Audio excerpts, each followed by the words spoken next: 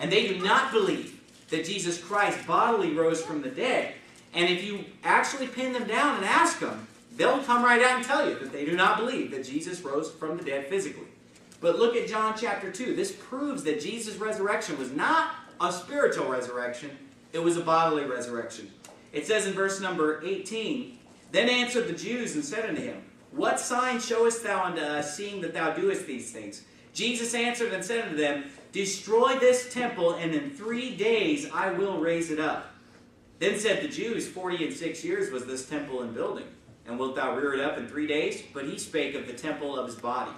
Now that right there shows that the resurrection was Jesus' body raising up. Not his spirit, not his soul. He said, Destroy this temple, and in 3 days I will raise it up. He spake of the temple of his body. He rose up his body. And not only that, but who rose it up? He said, Destroy this temple, and in 3 days I will raise it up.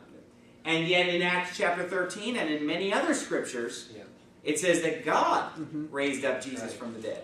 The Father raised up Jesus from the dead. And yet Jesus said, Hey, I lay down my life willingly. He said, I have the power to lay it down, and I have the power to take it up again.